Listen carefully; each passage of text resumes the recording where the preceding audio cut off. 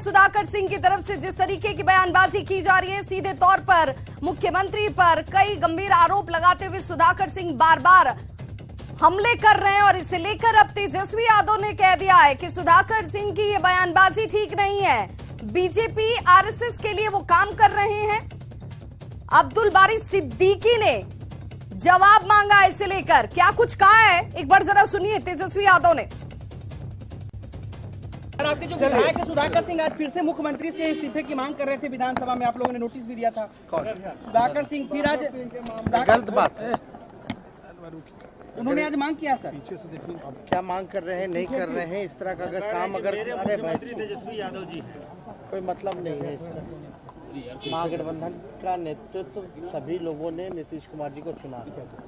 अगर ऐसी कोई बात की जा रही है जो बार बार पार्टी द्वारा अधिवेशन में, खुला अधिवेशन जब निर्णय ले लिया गया उसके बाद अगर कोई बोलता है तो इसका मतलब है वो बीजेपी आरएसएस का काम कर रहा है। उन पे कार्रवाई करेंगे। और अब्दुल बारी सिद्दीकी जी जो है वो राष्ट्रीय प्रधान महासचिव हैं। अभी आप लोग सब लोग जान रहे होंगे क्योंकि तबीयत जो है ठीक नहीं है। कमेटी बैठेगी, कमेटी जो है वो निर्णय लेने जा रही है, तो जो निर्णय होगा वो सबों के समक्ष होगा। अगर इस तरह का बयान वो दे रहे हैं जानबूझ पर बार बार, तब हमको लगता है कि ये बात ठीक नहीं है, कहीं और से गाइडेड है।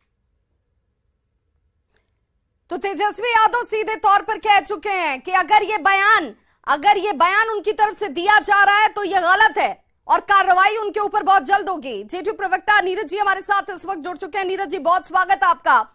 इसी कार्रवाई की मांग आपकी तरफ से बार बार की जा रही थी कि आखिर एक शख्स कैसे मुख्यमंत्री को लेकर इस तरीके का बयान दे सकता है और आरजेडी आखिर कार्रवाई क्यों नहीं कर रही है? नहीं, देखिए, केवल मुख्यमंत्री के खिलाफ बयान ही इसका विश्लेषण नहीं है।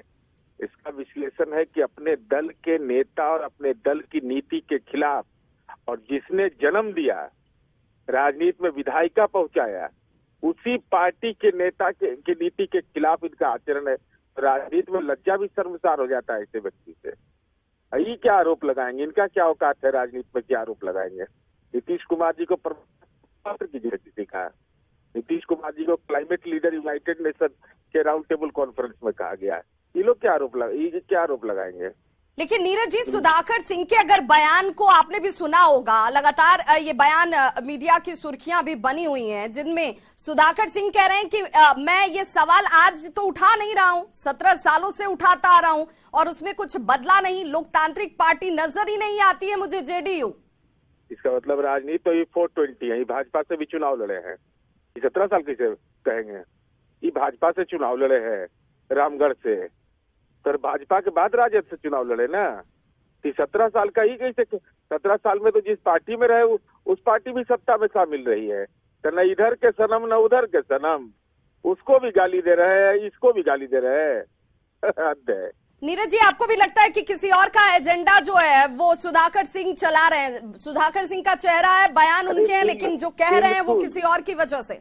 अरे बिल्कुल, वो किसानों की बात क्या करेंगे? मैं तो आपके माध्यम से चुनौती देता हूँ कि जब मर्जी करे, मंडी कानून पर, कृषि व्यवस्था पर, राज्य के हालात, जो कृषि के क्षेत्र में जो हमने काम किया है, दूसरे राज्यों के साथ तुलनात्मक अध्ययन के लिए, कई डिबेट पे बैठने के लिए साथ साथ हम तैयार हैं। तो ये चर्चा जिस पर बहस अगर वो करना चाहते हैं तो उस बहस में आकर आपको बातचीत करनी चाहिए और आपको जानना चाहिए कि आखिर सच्चाई क्या है। सिर्फ बयानबाजी से सिर्फ सच्चाई नजर नहीं आती है। नीरज जी, कितना इंतजार आप करेंगे? क्योंकि सुधाकर सिंह तो अपने बयान से रुक नहीं रहे हैं, तो कितना इंतजार आपकी तरफ से किया जाएगा कि आरजेडी उनके ऊपर कार्रवाई कर ले? हमारा अधिकार नहीं है। हमने जो कहा कि जो भी सवालात उनके हैं, माननीय नीतीश कुमार जी के शासनकाल में हमको काम करने का मौका मिला है।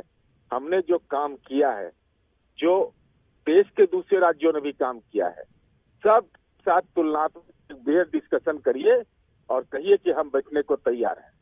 बिल्कुल। नीरज जी, आखिर सवाल, क्या आप लोगों की तरफ से, पार्टी की तरफ से भी तेजस्वी यादव के सामने इस बात को रखा गया कि आखिर सुधाकर सिंह इस तरह की बयानबाजी कर रहे हैं तो सिर्फ नोटिस देकर उनसे जवाब और जवाब में कुछ भी ले लेना, क्या यही तक सिर्फ कार्रवाई की बात होगी या इसके आगे भी कुछ किया जाएगा? नहीं, माननीय तेजस्वी यादव ने 2 बार हमको बोलने क्या जरूरत, तो खुद संज्ञान में लिए है।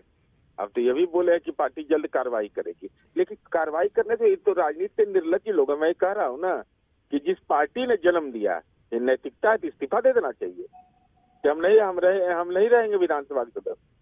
तो प्रवचन कर रहे हैं, प्रवचन कहीं इसके पीछे कहीं मंत्री पद का जाना भी कहीं वो मलाल तो नहीं है? अब हो सकता है वो, चूंकि इन पर तो बेचारे किसानों के धान बेचने के आरोप में जेल उल भी गए थे, तो हो सकता है केस उस मैनेज करना चाहते हो कि केस उस खत्म हो जाए। तो केस तो कैसे खत्म होगा, वो तो कोर्ट जुडिशियल मामला है। तो दिमाग में ये होगा कि हम सरकार में रहेंगे तो केस खत्म करा लेंगे, तो केस तो खत्म हुआ नहीं। जो धान का जो चलिए, तो आप भी इंतजार कर रहे हैं कि पार्टी प्रेम रंजन पटेल जी भी हमारे साथ, नीरज जी हमारे साथ प्रेम रंजन पटेल जी जुड़ चुके हैं बीजेपी से। प्रेम रंजन पटेल जी, सीधे तौर पर आपके ऊपर ही आरोप है कि आरएसएस और बीजेपी के एजेंडे को चलाने की कोशिश कर रहे हैं, उनके एजेंट के तौर पर सुधाकर सिंह बयान दे रहे हैं। सुधाकर सिंह हैं, आरजेडी के विधायक हैं, और ये भारतीय जनता पार्टी और आरएसएस के एजेंडा पर कैसे काम कर रहे हैं। सुधाकर सिंह तो कह रहे हैं कि मैं मंत्री पद से त्याग दिया हूं, राजद से त्याग नहीं दिया हूं, और मैं कोई अपनी बात नहीं कर रहा हूं, मैं पार्टी की बात कर रहा हूं। लेकिन तो वही पार्टी तो कह रही है कि आप पार्टी लाइन से अगर बाहर जाकर बात कीजिएगा, आप मुख्यमंत्री के ऊपर आरोप इस तरीके का लगाइएगा तो फिर आपके ऊपर कार्रवाई होगी। पार्टी का छुपा एजेंडा है, कहां कार्रवाई कर रहे हैं, केवल कह रहे हैं कि कार्रवाई करेंगे। कोई शिखंडी बोल रहा है तो कोई आश्रम भेजने की बात कर रहा है नीतीश जी को, और कोई जो ऐसे कह रहा है कि निकम्मी सरकार है, कोई लंगड़ी सरकार है। सारे चीज तो कर रहे हैं और किसी पर कोई कार्रवाई नहीं हो रही है, छूट दिया हुआ है। ऊपर से बोलते रहो, उनका जो अंदर का एजेंडा है, गुप्त एजेंडा, उस गुप्त एजेंडे के आधार पर ये लोग सब लोग काम कर रहे हैं। अब्दुल बारी सिद्दीकी ने तो जवाब मांग लिया है। तेजस्वी यादव का बयान भी आपने सुना होगा प्रेम रंजन जी, कि उन्होंने सीधे तौर पर कह दिया है कि सिर्फ लालू प्रसाद अधिकृत है, नहीं तो मैं अधिकृत हूँ।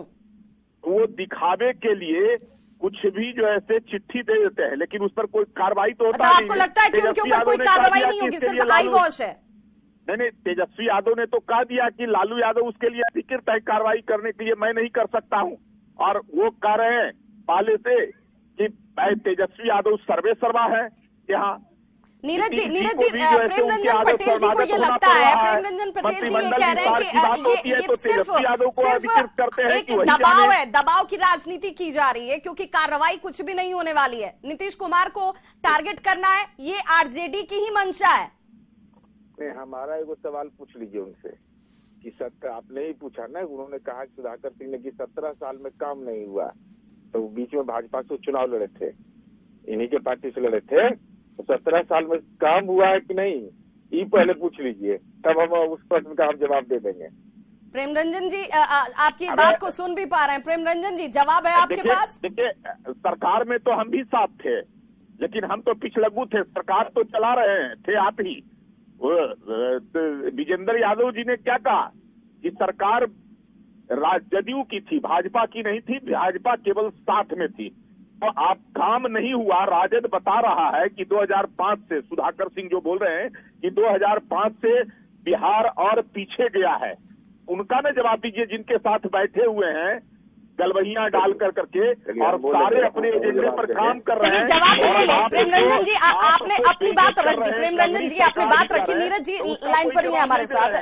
नीरज जी, क्योंकि सुधाकर सिंह के साथ साथ बीजेपी भी ये कह रही है कि आप हमसे सवाल मत पूछिए, आप जरा बताइए कि सत्ता में इतने लंबे सालों तक कुर्सी पर आप बने रहे, तो सवाल आपसे ही पूछे जाएंगे और खामियां होंगी तो फिर कटघरे में कौन खड़ा होगा? बिल्कुल बिल्कुल। चलिए, धन्यवाद प्रेम रंजन पटेल जी को, ये अपनी पार्टी को पिछलग्गू कह दिए। कम से कम इतना आप कहते हैं नीरज जी, आप कहते हैं तो मैं मान रहा हूँ कि राजद जो ऐसे कह रहा है कि आपके शासन में कोई काम नहीं हुआ, बोल दिया ऑन रिकॉर्ड। अपनी पार्टी को बताइए तो। उस छवि से बाहर निकलने के लिए बीजेपी ने कह दिया कि अब किसी भी सूरत में जेडीयू का साथ नहीं होगा, जेडीयू को कभी सहयोगी नहीं बनाएंगे। इसी छवि से बाहर निकलने की कोशिश की जा रही है। बिल्कुल, नीतीश कुमार जी के रहते भाजपा सत्ता कभी नसीब नहीं होने वाला, यह भी क्लियर है। यह बिहार का इतिहास, चुनावी इतिहास बताता है। नीतीश जी को मुख्यमंत्री भारतीय जनता पार्टी ने ही बनाया है। और राजद के साथ रह करके पता चलेगा जब वो लुधिया करके बाहर करेगा। या तो हम भी दावा कर सकते हैं कि देश में सबसे पहला सहयोगी नीतीश कुमार जी अटल जी के को मिले थे। राजद लंगड़ी सरकार है, सीधी सरकार तेजस्वी के नेतृत्व में आएगा। आपके सरकार बनाइएगा ये बता दीजिए। आपके बारे में कहा अडानी मोदी से सहमत है आप? अडानी मोदी जो है आप ही के मेरा सीधा सवाल है नीरज जी, मेरा सीधा सवाल है, मैं ये आपसे जानना चाह रही हूँ कि अगर आरजेडी की तरफ से इतने बयानों के बाद भी सुधाकर सिंह पर कार्रवाई नहीं हुई तो आपका स्टैंड क्या होगा? क्या आप सुनते चले जाएंगे मुख्यमंत्री के बारे में ऐसी बातें? हमारा स्टैंड साफ है कि जो भी महागठबंधन के नेता नीतीश कुमार जी के खिलाफ बोलेगा, न उसकी पात्रता है बोलने लायक, न वो राजनीति के निर्लज्जता का सीमा पार कर चुका है। और हमारी उम्मीद है कि जैसे राजद नेतृत्व ने आज कहा है कि संज्ञान में लिया जाएगा और संज्ञान में लिया गया, जल्द कार्रवाई होगी, क्योंकि राजद के संविधान का जहाँ तक मुझे समझ है, चाहे किसी भी दल के संविधान में जो विधानमंडल सदस्य होते हैं उस पर पार्टी की जो सर्वोच्च पद पर बैठे व्यक्ति होते हैं उन्हीं को अनुशासनिक कार्रवाई करने का अधिकार है।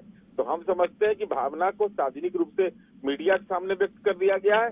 कार्रवाई और उसके नतीजे भी जरूर आएंगे, लेकिन भाजपा पिछलग्गू पार्टी बन गई। प्रेमरंजन जी, आखिर आपको क्यों शंका है? आपको क्यों लगता है? क्योंकि आप भी तो इस बात को मानते रहे ना कि अगर कोई आपत्ति है, कोई अगर किसी को लेकर किसी से कोई परेशानी है तो वहां पर पार्टी फोरम पर बात रखी जानी चाहिए। जब यही पार्टी फोरम से इतर जाकर दूसरी पार्टी के नेता कुछ कहते हैं तो आपको लगता है कि उनकी आवाज को दबाने की कोशिश हो रही है? ये तो उनका अधिकार है।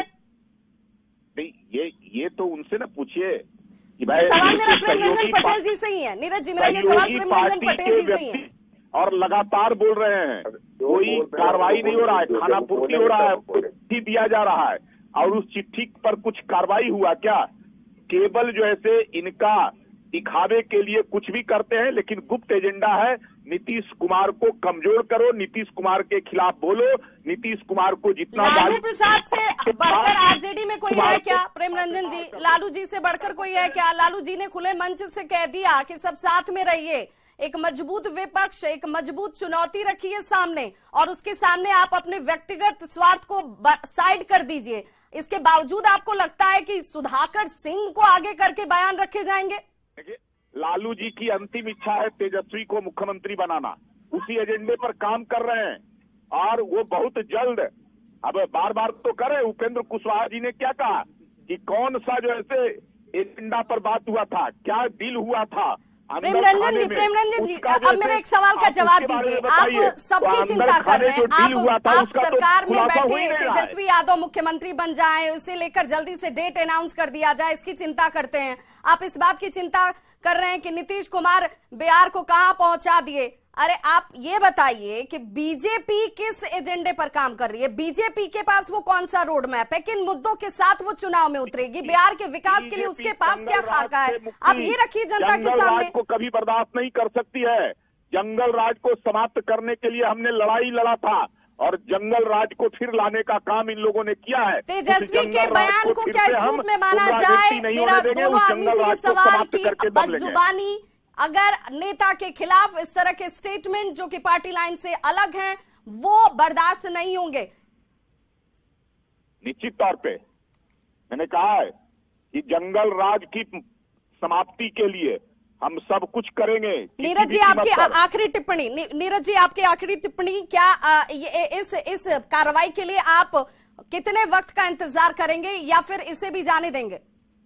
हम पूर्ण आश्वस्त है कि कार्रवाई होगी, महागठबंधन के घटक दल में एकजुटता रहेगी और प्रेमरंजन पटेल जी का वो बयान कायम रहेगा 2024 में 25 में कि भाजपा पिछलग्गू रहे। चलिए, बहुत बहुत शुक्रिया नीरज जी आपका भी और प्रेमरंजन पटेल जी आपका भी हमारे साथ इस चर्चा में जुड़ने के लिए। तो सुधाकर सिंह पर कार्रवाई जरूर की जाएगी। यहां पर डिप्टी सीएम तेजस्वी यादव का यह बड़ा बयान। 67+ crore viewers